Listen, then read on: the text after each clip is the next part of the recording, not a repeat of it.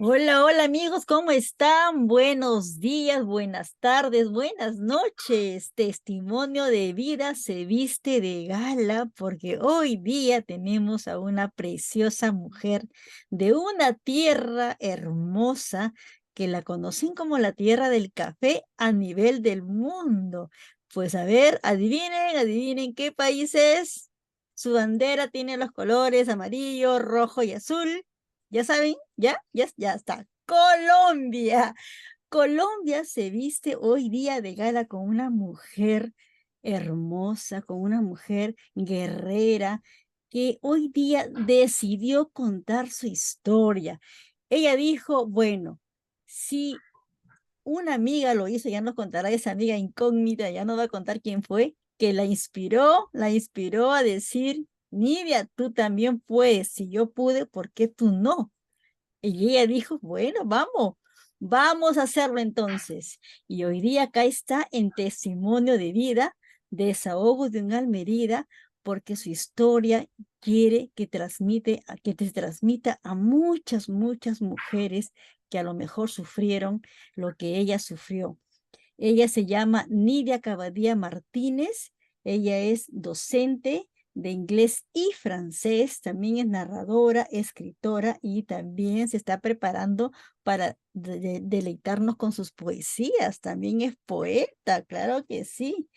Y ella pues tuvo un tema muy delicado, un tema que se ha tocado a nivel del mundo, sobre la violencia de género, la violencia doméstica, la violencia familiar. Son géneros que se tocan en diferentes países y ella lo pasó. Entonces, hasta un intento de feminicidio tuvo con la pareja con la cual ella convivió por 16 años. No es fácil, señores, radioyentes, seguidores, sentarse acá para decirlo. No es fácil. Si ella tomó la decisión, es porque ella decidió soltarlo para siempre y decir que mi experiencia no sea por las puras, todo lo que pasé, que no sea para colgarlo en un ropero y dejarlo ahí cerrado, todo lo que pasé, que sea para que también sane a otras mujeres, les sirva a otras mujeres.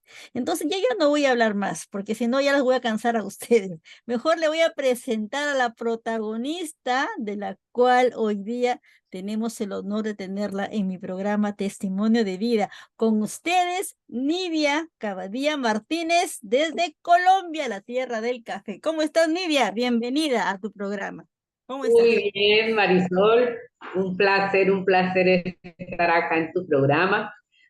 Ojalá pudiera brindarle ese tinto que tanto gusta de mi país al mundo entero, pero no, aquí estoy, como dices tú, para hacer un testimonio que, aunque todavía los recuerdos están, sirva para que muchas mujeres no vivan lo que de repente me tocó vivir a mí. Gracias, Esencialmente. gracias. Gracias por tu valentía, Nidia. Gracias por pensar en que esa historia que te tocó vivir, pues también les sirva para otras chicas, para otras mujeres en general, de que a lo mejor estén pasando por lo mismo y no saben cómo salir, o de repente no se deciden, no toman la decisión de dejar esa vida. Entonces tú dijiste, bueno, yo las voy a ayudar. ¿A través de qué? De mi testimonio. Nidia, pero antes de pasar a ese tema central, yo quisiera conocerte un poquito más, que el público te conozca un poquito más. ¿Cómo fue tu infancia en esta hermosa Colombia? ¿Dónde fue que tú naciste? Cuéntanos un poquito de esas anécdotas. Bueno, Marisol, te cuento que yo nací en un pueblo de Córdoba que se llama Momil. Es un pueblo que precisamente ayer cumplía 470 y algo de años. No recuerdo la cifra exacta. Es histórico, tiene mucho de la cultura zenú. Allí se encontraron rasgos y, ¿cómo es? Reliquias de esa cultura. Pero allí nací simplemente y mis papás vivían en el campo porque mi papá era ganadero y nos fuimos a vivir al campo desde que nacíamos. Mi mamá venía nomás a tener los bebés acá a Momil porque era una finca bien cercana. y luego nos trasladábamos hasta la edad de 8 años. Estuve, por lo menos yo estuve viviendo los primeros 8 años en la finca.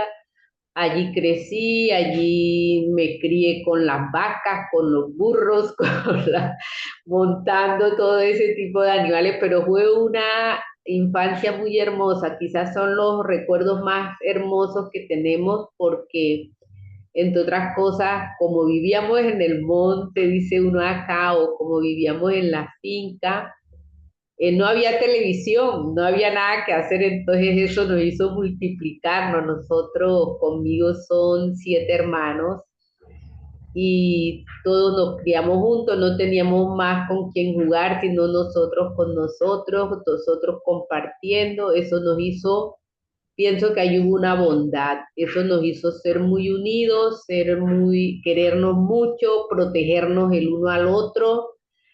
Y en esa vida transcurrieron, como te digo, esos 8 años. Luego nos vinimos ahí sí a vivir a Momil, ya a acompañar a los abuelos porque ya estaban bastante ancianos, y luego murió uno, entonces mi mamá tomó la decisión de que nos trasladáramos a Momil. Allí cursé mi primaria, allí cursé mi secundaria o parte de la secundaria y estuve más o menos como hasta los 16 años. Luego de eso sí ya me trasladé a otra ciudad de Colombia, Barranca Bermeja. Allí terminé mi secundaria y después seguí por todo Colombia. He estado en bastantes ciudades y que finalmente llegué aquí, a La Guajira, a trabajar, y aquí ya llevo 30 y algo 32 años exactamente de estar laborando. Toda mi vida profesional como docente la he ejercido aquí en Fonseca exactamente, En en La Fonse, Guajira.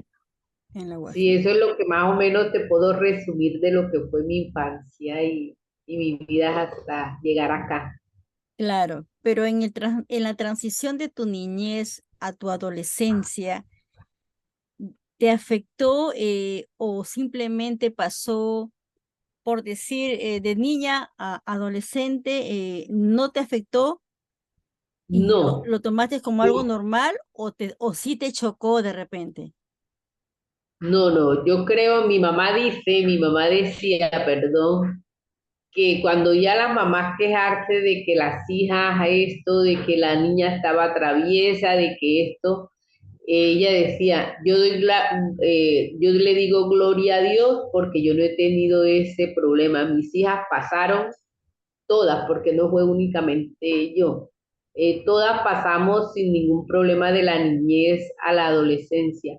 De pronto, ¿qué te puedo decir? Me afectó en cuanto me hizo falta no estar en el seno familiar cuando me hice adolescente, porque como te digo, mi secundaria la fui a, la pasé prácticamente en Barranca Bermeja, donde estudié, y entonces me hacía falta mi papá, me hacía falta mi mamá, me hacían falta mis hermanos, pero lo superaba porque gracias a Dios yo vivía con unas primas, con unos tíos, y mis primas eran casi que como mis hermanas. Hoy en día yo no les digo primas, yo les digo ustedes son mis primas y hermanas porque así nos criamos, así, y todavía se conserva ese lazo familiar estupendamente.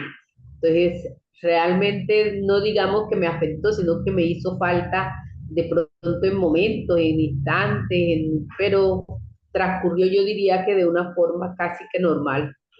Ay, qué bueno, porque siempre tengo entendido, Nidia, que la adolescencia es una etapa muy complicada, muy difícil. Y si no hay Te lo puedo acompañamiento de decir, los papás, sí, te lo puedo decir que sí, Marisol, porque en este momento tengo una hija adolescente y con ella sí estoy sintiendo esa diferencia que los papás míos no tuvieron con ninguna de nosotras las hijas. Y yo a sí lo veces, estoy viviendo. claro, a veces sucede que cuando hemos vivido en un ambiente tan tranquilo, en un ambiente lleno de armonía, a veces esos problemas no se dan.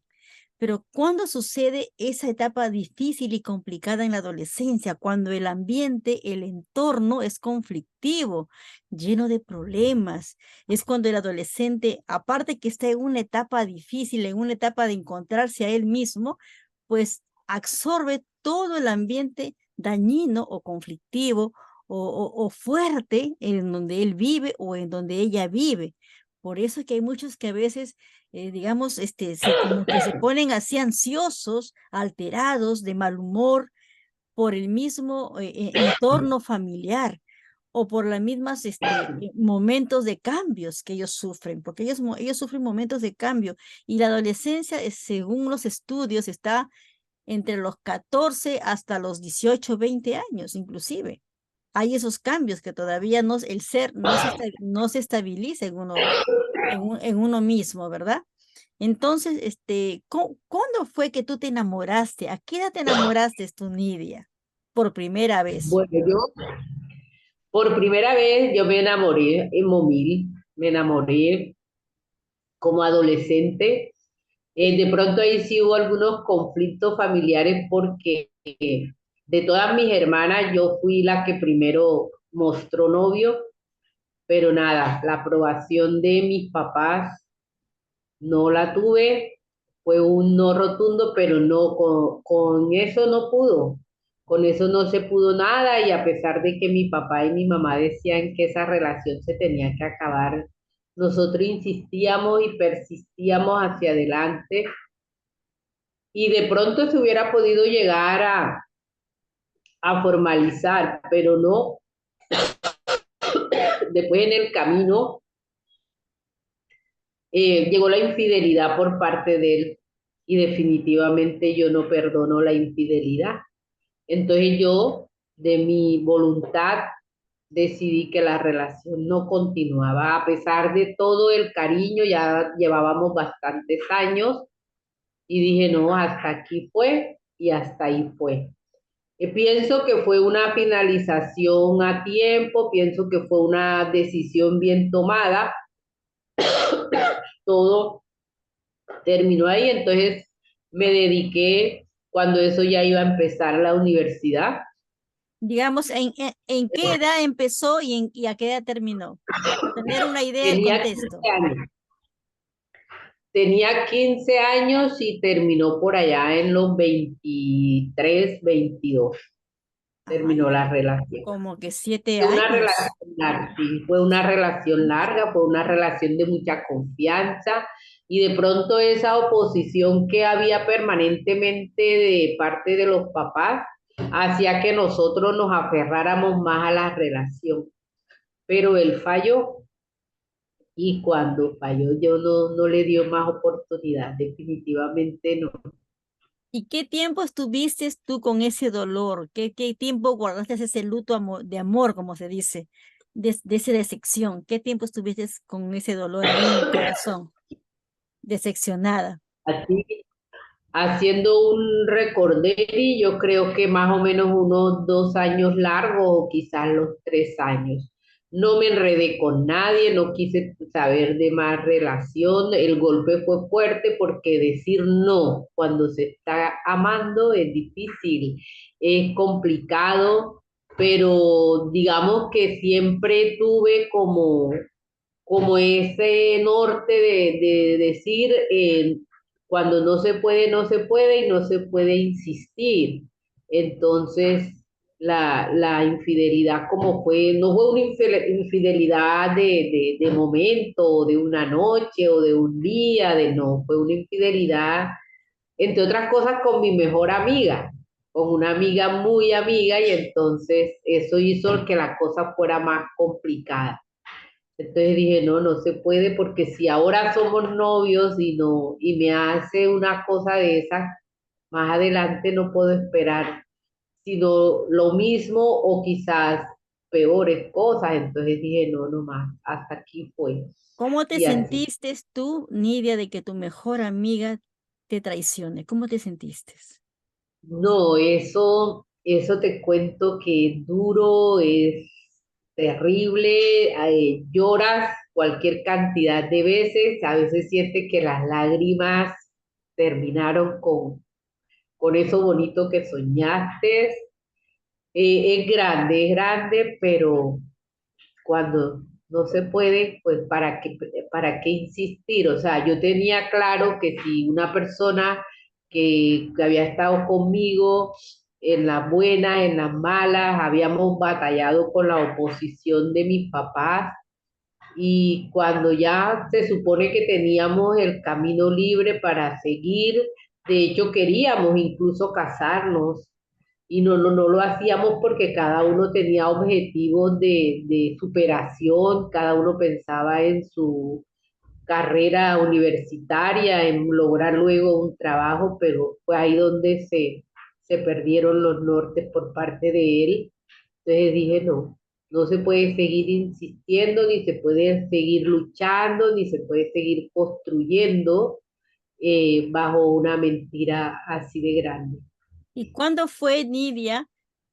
Me acabas de decir que fue como que 2 años ese dolor, ese luto que guardaste. Sí. ¿Y cuándo llega el hombre con el cual te comprometiste? ¿En qué momento llega eso? Bueno, después de eso, digamos que yo como que hice un stop y dije, no más, no me enamoro, no quiero más compromiso, yo voy a estudiar, yo voy a trabajar, yo voy a hacer esto.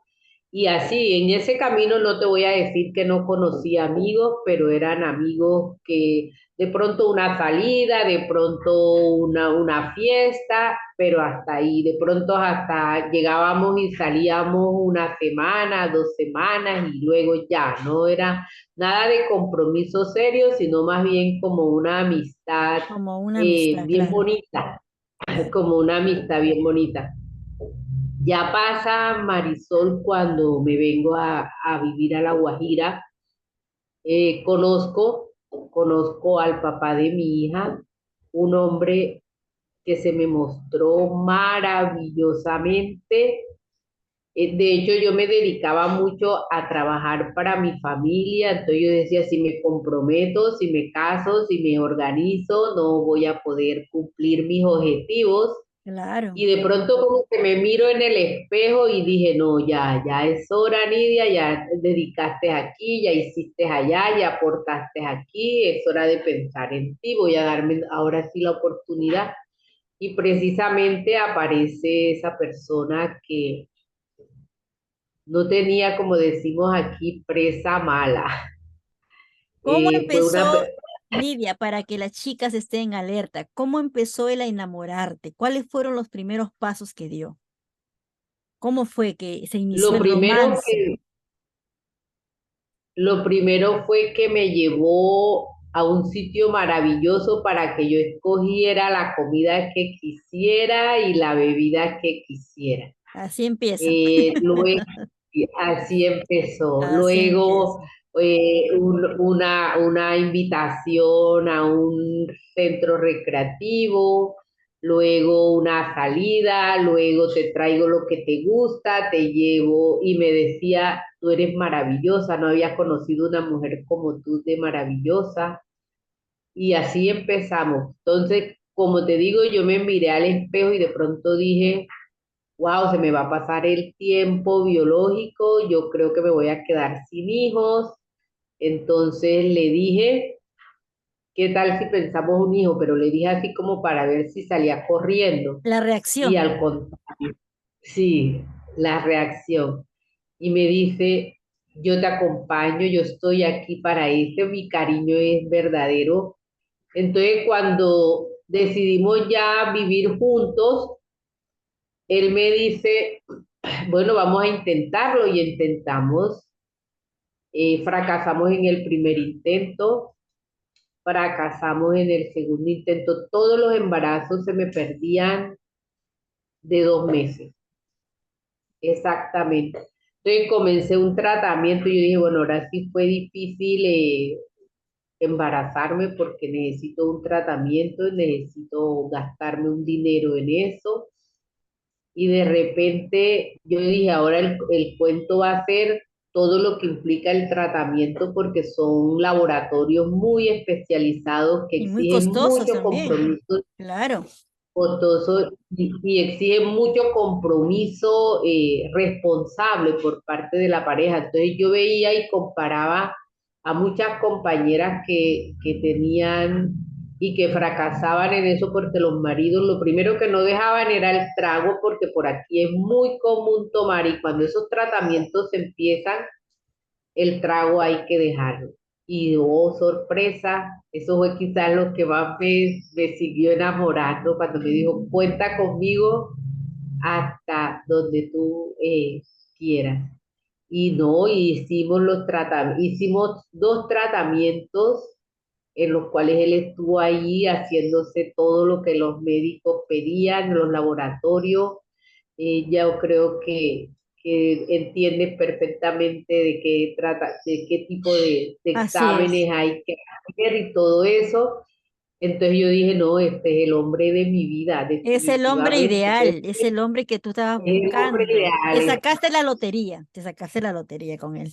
O sea, que ahí fue donde cualquier duda que tenía murió. Desapareció. Ahí desapareció. Entonces dije, no, vale la pena continuar con esta persona que ha estado conmigo en las buenas, en las malas, en todo.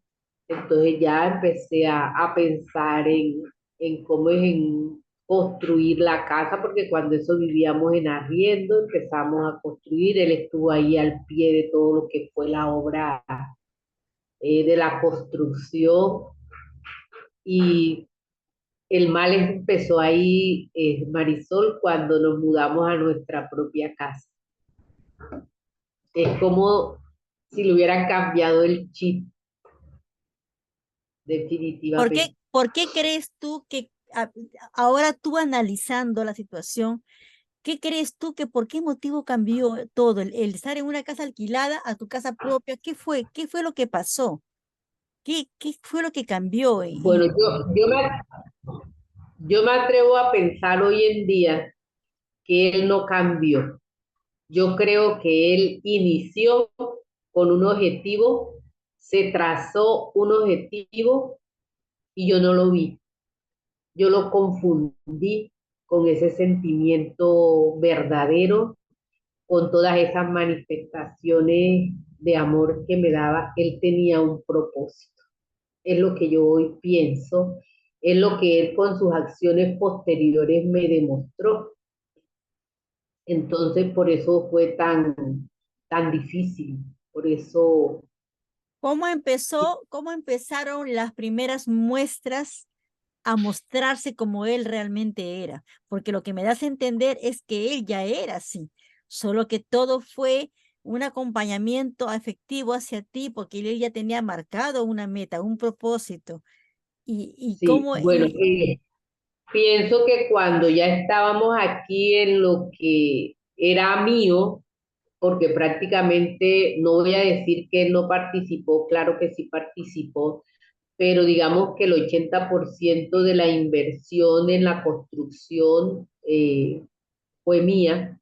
Él me hizo acompañamiento de buscarme la gente, de abaratar los precios, de aportar lo que de pronto era más inmediato y se necesitaba y era menos costoso.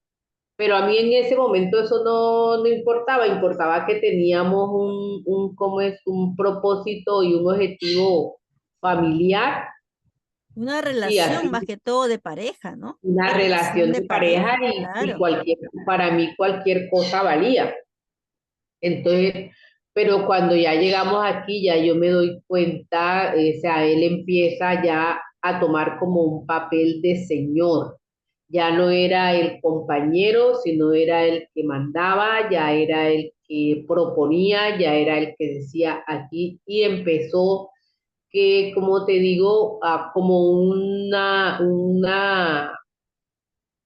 ataque o los psicólogos lo llaman maltrato psicológico. Es que aquí hay que hacer es esto, déjame hacerlo a mí, tu opinión no me parece, aquí es esto, vamos a hacerlo. Entonces ya yo empecé como a notar, yo le dije, pero no es la persona con la que yo he Digamos que estado todo él el tiempo. te anuló totalmente. Me anuló, De pronto vi que mis amistades empezaron a retirarse porque cuando me venía, yo soy una persona muy amiguera, tenía amistades por montón y entonces ya no vas para allá porque vamos a salir los dos.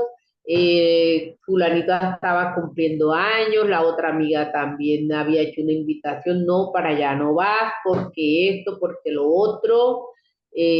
Cuando nació la niña, entonces no es la niña la que no puedes ir porque la niña no se puede quedar sola. Si era de yo estar en una reunión tipo estas que tenemos así a nivel, pero y presenciales, cuando yo lo veía era que se me aparecía ya con la bebé, cuando yo había dejado mi bebé en muy buenas manos y le había contratado una persona para que me la cuidaran. Entonces, no, es que fui a buscar la niña porque tiene que estar es aquí contigo, no sale, me quedé sin amigos, me quedé sin desempeño laboral porque siempre he sido una persona que me ha gustado trabajar a nivel solidario y a nivel social.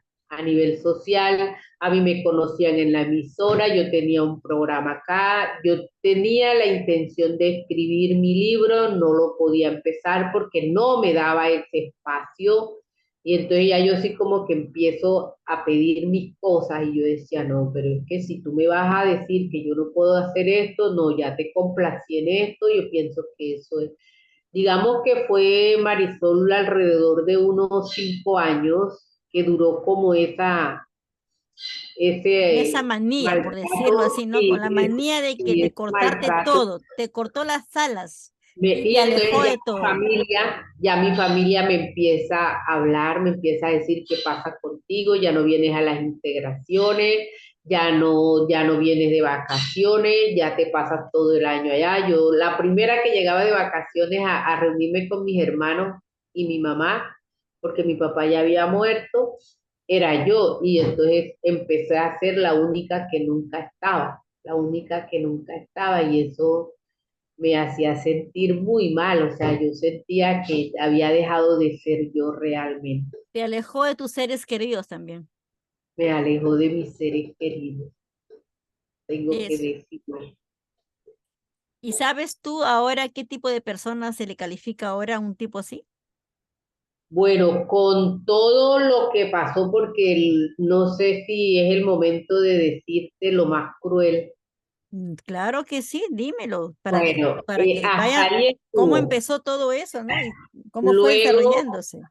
como hace unos 3 años antes de que hubiese el último impacto, me hizo un escándalo en la calle, dice uno, me hizo un escarnio público, me arrastró, me golpeó, me pegó por nada, porque no había hecho nada, simplemente una cosa sin ninguna importancia. A él le pareció que era grave, me gritó, me insultó y como yo le respondí, entonces yo no quería venirme para la casa y él decidió que me venía o me venía y entonces me arrastró, me sacó arrastrada, me subió a un transporte y me trajo. Incluso la gente que vio todo eso llamó a la policía y la policía vino a mi casa. Pienso que ese fue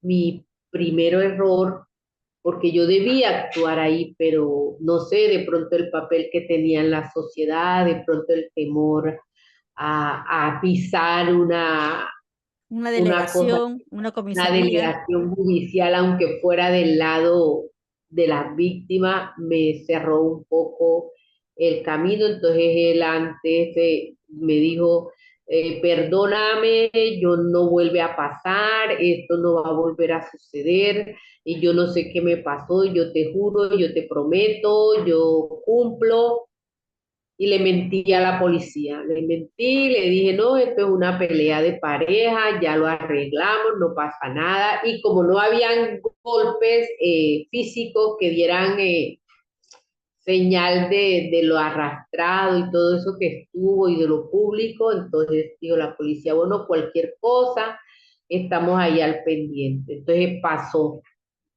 hasta que como unos 5 años después, o unos 4 años, se enamoró. Ya yo no quería la relación por todo eso o sea, eso fue para mí algo que marcó un antes y un después. Ese día entendí que esa no era mi relación y llegó el día que se enamoró.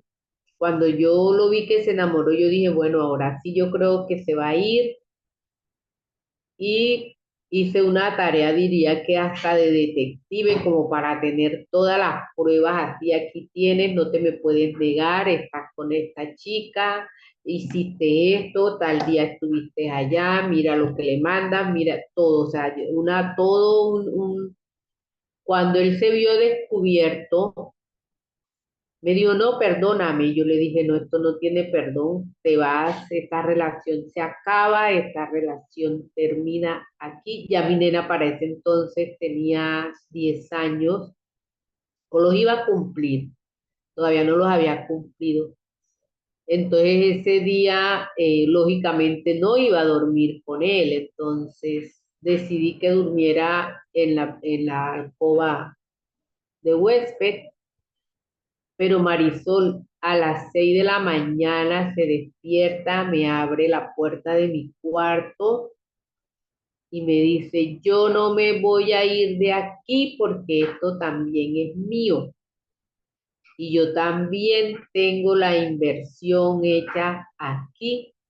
Y si tú me echas de aquí, vamos a vender primero y después que vendamos todo lo que tenemos de patrimonio, entre otras cosas, en esos años alcanzamos a construir más patrimonio y es todo. Yo le dije, ¿y la niña qué? Me dijo, la niña la resuelves tú. Lo de la niña lo resuelves tú, lo de lo que es de nosotros. Por eso te decía anteriormente que no creo que fue que él cambió. Creo que él venía con un propósito desde el principio. Bueno, pasó que entonces yo le dije, no, te vas y después hacemos la división como haya que hacerla, pero te vas. Ahí fue donde el mundo me puso en lo que los abogados dijeron, eso es un intento de feminicidio porque como él cargaba arma, sacó su arma, me la puso en la cabeza y me dijo, prefiero que tú te mueras en este mismo instante, pero no me voy de la casa.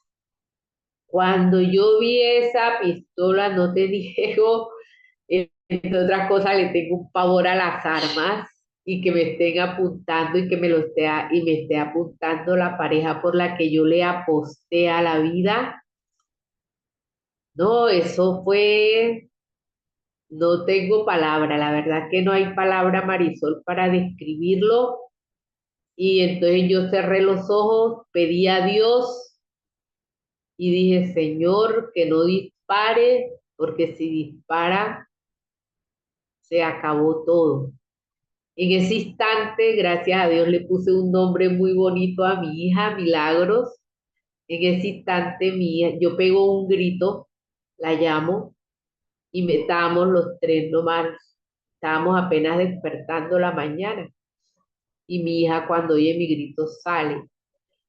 Ay, cuando ella sale y abre la puerta y ve al papá apuntándome a mí, ella le dice, papi, ¿qué le vas a hacer a mi mamá? Él volteó y ese fue el instante que yo aproveché o que Dios me puso en el camino y salí corriendo así, en pijama, descalza, despeinada por toda la calle de la cuadra y él salió a perseguirme detrás, pero ya la gente me cubrió, se fue aglomerando y llegamos, digamos que ya él se sintió que no podía hacer nada delante de la gente. Yo no volví a mi casa, Marisol, yo me fui para donde una familia, yo incluso dejé a mi hija acá porque como te digo, yo salí como una loca La gente, no supe, cuando me vi vestida, me vi con sandalia, me vi con el pelo recogido, me vi y me dieron hasta plata ahí en la multitud, váyase para la policía me dijo váyase para fiscalía y ya ahí empezó todo el proceso judicial, entonces me tocó ir ¿cómo es? A fiscalía, a hacer la denuncia. Eso sí no lo perdí de vista, yo sabía que eso tenía que hacerlo por el antecedente que me había pasado anteriormente, pero era duro porque es hablar mal o hablar la verdad, aunque a uno le parezca mala, de la persona de la que uno confió, de la persona con la que uno le apostó a los proyectos de vida, pero tuve que hacerlo porque también entendí que era mi vida la que tenía que salvar y era el futuro de mi hija lo que tenía que salvar. Y ahí empezó todo un proceso que ha durado alrededor de unos 4 años. Desafortunadamente las leyes, a mí me valoró medicina legal, el mismo Estado me nombró una abogada defensora, De oficio. a la cual admiro muchísimo, a la cual quiero muchísimo porque me sirvió de luz y de amparo. Y me hizo un proceso muy, muy acorde a la situación, pero sorpresa me llevo que yo pensaba que eso era lo último que tenía que pasarme. Cuando yo regreso ya a todas esas, yo duré 8 meses fuera de acá, viviendo en otra ciudad ¿Y con mi hija. tu niña, la llevaste a tu niña también Y contigo? sí, mi niña me la llevé, me la rescataron después en medio de todo las amistades, la gente que me ayuda, la gente que me ha colaborado acá. Entonces nos fuimos de aquí de la ciudad, yo dejé todo esto sin saber si iba a poder volver, si iba a poder regresar, porque él se quedó posesionado de la casa y él decía, esto lo vendemos, aquí hay que dividir 50-50. Y cuando fuimos a hacer las conciliaciones en la comisaría de familia, yo le hacía propuestas que hasta eran bondadosas para lo de que él pedía y no, él no le parecía ninguna, era 50-50. Ante eso, pues entonces cuando ya me nombra a mí el Estado, la abogada le dice, no, usted no tiene derecho a un peso, porque ustedes lo voy a acusar, ahí fue donde escuché la primera vez intento de feminicidio y desplazamiento forzado, porque yo tuve que irme de mi casa, de mi ciudad, de mi trabajo, que gracias a Dios también no lo perdí. Entonces, gracias al proceso, eso me ayudó a restaurar todos mis derechos. Pude regresar a mi casa, cosa que nunca creía. Y mira, Marisol, lo que más hermoso me parece de todo esto es que el día que yo volví a entrar a mi casa, yo tenía un miedo porque yo decía, y después que yo cierre la puerta, puede aparecer ese señor pidiendo lo que él cree que le pertenece. Entonces me levanto yo un día y salgo a la terraza y veo que viene un papelito. Cuando abro el papelito, dice una cita bíblica, Isaías 41, 10, 13. Me voy a mi Biblia y lo primero que leo es, no temas, yo estoy contigo, yo soy tu Dios. Ay, Dios mío. Me, des- me Aleluya. despejé, Marisol, me despejé de todo miedo y desde entonces no tengo miedo, no tengo miedo, confié en esa palabra, me apropié de esa palabra. Efectivamente, apenas regresé el proceso con la fiscalía, con todo, logré a través de la abogada que él entendiera que tenía que tomar lo que yo quisiera darle porque no tenía derecho a nada. A nada era a nada. Entonces, tampoco me pude olvidar que era el padre de mi hija y después tenía que darle respuestas a la vida, a ella, y eso hizo que desistiera de ponerlo preso, porque él no lo salvaba a nadie de ponerlo preso. Él Así es, lo que hizo, las antecedentes, lo de haberme desplazado y haberte quedado aquí le agravaba el proceso.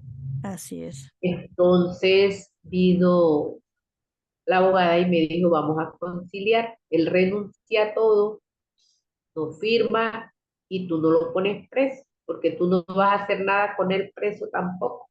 Lo así es, importante es que él no se vuelva a meter contigo, lo importante es que tú restaures tus derechos, recuperes tu trabajo, vivas en paz y armonía. Y bueno, hoy, ¿qué te puedo decir? Hoy tengo eso, hoy tengo y después de que volví, entonces empecé a conquistar el mundo con lo que me gusta hacer. Empecé a escribir, que yo siempre me había gustado escribir desde la adolescencia. Yo era la que le hacía las cartas a mis amigas de reconciliación y doy una que otra cosa y así. Y aquí estoy, Marisol, diciéndole al mundo, sí se puede.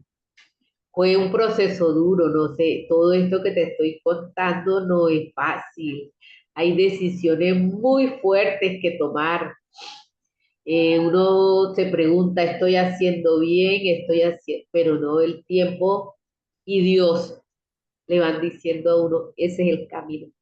Marisol, lo más que yo ni yo misma me lo creía, que en el tiempo, después que todo pasó, yo volviera a conversar con esa persona, ya sin odios, ya sin rencores, pero eso sí, muy convencida de que la única relación que debe haber entre él y yo es la que nos une a nuestra hija, para hacerle una vida sana, para hacerle una vida tranquila también a ella. Y bueno, creo que también lo hemos logrado. Ahora mismo estamos en un proceso con la nena porque todas esas cosas que le tocó vivir de alguna manera la afectaron emocionalmente. Y ahorita está en la adolescencia y es ahí donde sale todo eso. Entonces, bueno, por lo menos en eso me está colaborando, me está contribuyendo y conmigo nomás se metió ni mal ni bien y entendió que se vuelve a levantar esa pistola y ahí sí se va a ir para cárcel porque eso sí se lo leyeron en la sentencia de juicio, que le dijeron todo lo que quedaba comprometido y entiendo también que de alguna manera la vida le dijo no era así como debía. Tenías una persona que pudo acompañarte hasta el final de tus días. Tenías una vida muy tranquila, la despreciaste y hoy me imagino que arrepentido o no sé si lo estará, la verdad nunca se lo he preguntado ni se lo voy a preguntar, pero pienso que si se mira en un espejo y se compara hoy, se da cuenta que perdió. Fue él, no yo. Yo viví malos momentos, yo viví momentos de sacrificio, momentos de dolor, pero aquí estoy, Marisol, diciéndole al mundo, como te digo, diciéndole a otras mujeres, eh, atrévanse, no les dé miedo dar ese paso, es la única manera de conseguir la tranquilidad y hoy sé que la tranquilidad y la paz no tienen precio, Marisol, no exacto. tienen precio. Exactamente, Nidia, qué bueno que lo dices, porque justamente los feminicidios, Nidia, vienen de que la mujer no toma la decisión. Muchas mujeres prefieren de repente perdonar digamos, pensando que el hombre va a cambiar, les prometen, así como te decía a ti, nunca más te vuelvo a tocar, nunca más voy a hacer esto, pero cuando ya el chip está implantado en esa persona de violencia, eso no va a cambiar. Va a mejorar tal vez puede parar un cierto tiempo, pero él volverá a la carga. Por eso es que hay hogares que viven en ese conflicto, en esas peleas, y los hijos van creciendo lamentablemente con esa imagen de violencia en su cabeza, con una intranquilidad emocional terrible que hasta les puede dar hasta ataques de ansiedad a los mismos muchachos, ¿no? Entonces, eso es lo que sucede, Nidia. Eso es lo que sucede, ¿no? Totalmente de acuerdo. Sí, Y totalmente de acuerdo contigo. por eso que es tan importante tu testimonio, es muy importante para que para que las personas sepan que hay que tomar decisiones drásticas. No se van a morir en el intento. Créanme, mujeres, hay solución. Muchas mujeres piensan que porque el hombre no las apoya económicamente, no lo van a poder hacer. Lo vas a poder hacer. Nidia es el ejemplo de ello. Ella salió adelante, tomó la decisión, se alejó de su casa si fuese necesario, porque ella quería la tranquilidad para ella, para su hija. Pero a veces muchas personas, sé de muchas que a veces no toman la decisión, siguen aguantando, siguen sufriendo, siguen esto, siguen aquello, con la esperanza de que algún día cambiará. No, no va a cambiar. Y esa vida vas a llevar tú, esa vida van a llevar los niños que están contigo o las niñas que viven contigo y así van. ¿Qué va a pasar con esa relación? De que esos chicos y esas chicas cuando sean grandes van a repetir la historia, porque se criaron así en ese ambiente conflictivo de violencia. Como decía, hace mucho tiempo vi un caso de cerca, Nidia, donde habían denunciado a una persona por violencia. La policía llega a la casa de esa pareja y entonces le pregunta, la policía le dice al señor, ¿no? Señor, ¿usted qué cosa quiere? ¿Quiere ver a su hija embarazada, a una chica de 15 años? ¿Quiere ver a su hijo en las drogas, en el alcohol? Porque a eso van a ir sus hijos. A eso van a ir sus hijos. Si usted no mejora su comportamiento, si usted deja de ser una persona violenta. Entonces, Total. muchos hogares, Nidia, viven en ese ambiente conflictivo. Decídanse, mujeres. Ya no estén en ese ambiente conflictivo. Si tienen que denunciar, denuncien. Por lo menos va a haber una autoridad que le va a poner un orden a esa casa. Porque si no le pone el orden la familia, no le pone el orden los hijos a esa persona violenta, la autoridad le va a poner el orden. Y le va a decir, lo que tú estás haciendo está Totalmente, mal. Marisol. No es correcto lo que tú estás haciendo. Es así. Entonces, Es decídanse. más, te agrego algo. Uno de los temores que yo tenía eran esto, el enfrentarme a una institución gubernamental en esa condición de víctima. Y quizás eso fue lo que atrás, cuando pasó el primer incidente, me detuvo. Pero ya en el segundo ya vi que no podía detenerme y lo hice y después me di cuenta que eso fue lo que debía haber hecho antes.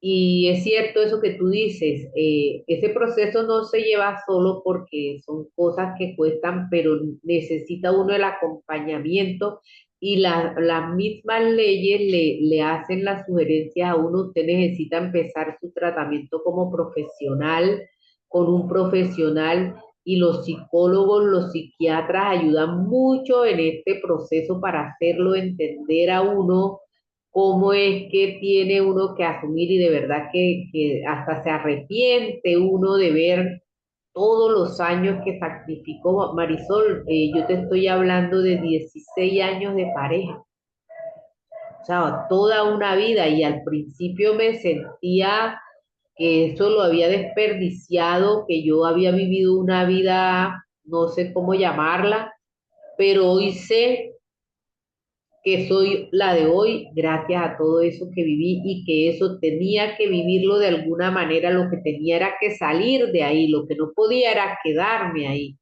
Y yo mi respeto hoy para los psicólogos y para los psiquiatras, definitivamente. Eso juegan un papel bien importante en todos estos procesos de violencia intrafamiliar e intento de feminicidio y nos ayudan bastante a visionar, a entender y a construir una vida mejor, porque de todas maneras fueron muchos los aprendizajes que me quedaron de toda esa experiencia mal vivida.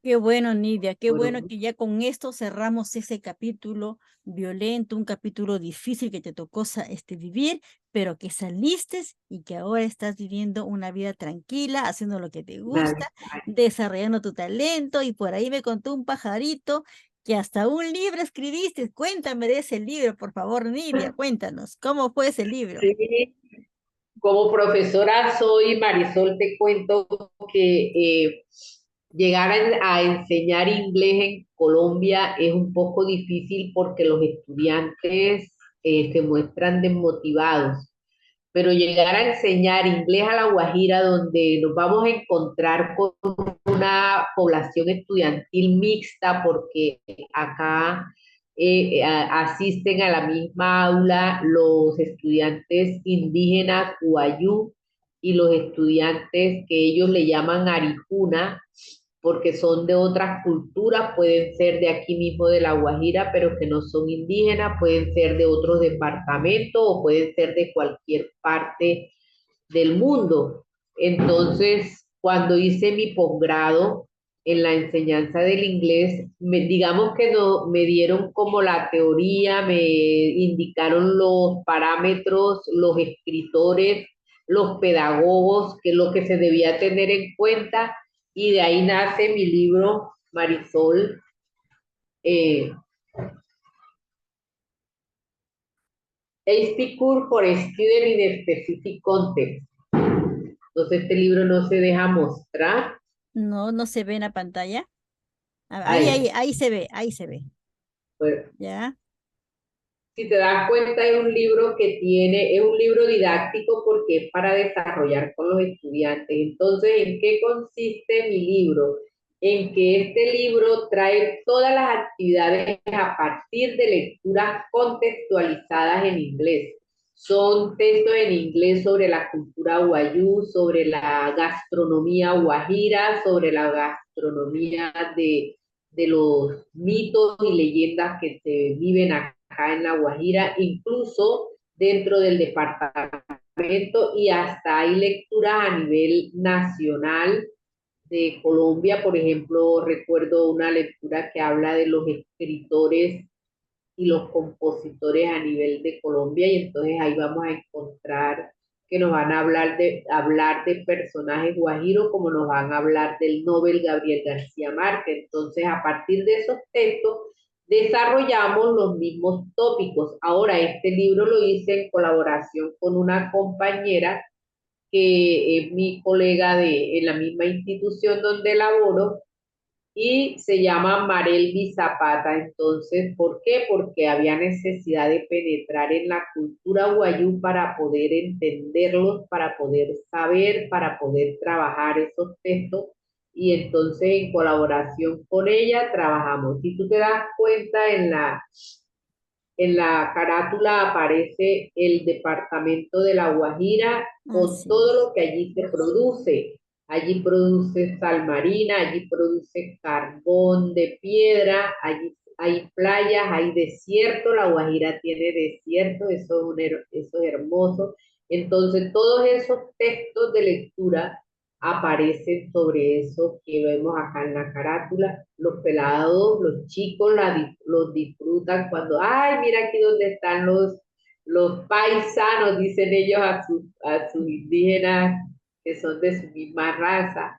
Y entonces ellos, o sea, la clase se hace más motivante, aparte de que como el libro también viene ilustrado, viene con ilustraciones, con dibujos. Mira, por ejemplo, aquí tenemos la enfermedad del SIDA, cuando empezó, cómo afectó, sobre eso se trabaja el tópico. Acá tenemos y así ellos disfrutan mucho trabajar en ese. Y es un libro que además se convierte en una propuesta porque a partir de esto, cualquier profesor de lengua extranjera en cualquier parte del mundo puede hacer exactamente lo mismo con su contexto y desarrollar las clases de cualquier idioma. El mío, por ejemplo, con mi compañera está trabajado en inglés porque esa es lo que nos desempeñamos nosotras en esa área, pero perfectamente puede ser adaptado a cualquier idioma. ¿En qué editorial Lo lo puede. pueden adquirir las personas, nuestros radioyentes, seguidores? No, nosotros hicimos este libro, como te digo, fue producto del esfuerzo con el apoyo de la institución, pero ya estamos haciendo los trámites para ver si lo vamos ¿cómo es? A Apro- publicar todavía. Estamos con ¿cómo es? La, la duda, la inquietud si lo hacemos por Amazon o si lo hacemos por papel y lápiz. Es posible que una de las dos lo logremos poner así. Actualmente nomás lo poseemos, lo poseen algunas instituciones de acá de La Guajira y nosotros personalmente que lo tenemos virtual, quien quiera tener el libro perfectamente se lo podemos hacer pasar virtualmente. ok, entonces tus redes sociales, por favor, para que la gente te ubique, Nidia. Mis redes sociales en Facebook aparezco como como Nidia Cabadía Martínez, tal y como me llamo. En mi correo electrónico ncabadía@yahoo.com y mi WhatsApp que es el 321-703-9545 de Colombia. Ok, mi querida Nidia, ya hemos llegado al final de esta hermosa entrevista con la satisfacción de que eres una mujer nueva, totalmente libre, desarrollando talentos. Imagínate escribiendo libros, Dios mío, ¿qué más ejemplo quieren mujeres para decirles sí se puede? Sal ya de la violencia, no la aceptes. No es bueno eso. Nidia, No, un beso desde Perú, Chiclayo, te abrazo desde la distancia y que estemos ya de repente en otra oportunidad ya trayendo más novedades sobre tus avances en la escritura. Esto ha sido todo por hoy, mis queridos radioyentes, mis queridos seguidores. No se desconecten de Radio Nuestra América Online, por donde pasa el programa Testimonio de Vida todos los lunes a las 2 de la tarde, hora de Indiana, hora de Perú, Panamá, Ecuador y Colombia. Así que a escucharlo y también a ver por el canal de YouTube El Sol de Mari. Ponte tu like, compártelo para que este programa llegue a mucha gente en el mundo. Esto es todo. Cuídense. Un beso para todos ustedes. Ah, y denle like al también, video. Compartan el video, activen las campanas de las notificaciones para que cuando esta servidora suba un video más, les avisen a todos ustedes. Besos. Nidia, un placer. no, Marisol, el placer es mío, de verdad que me voy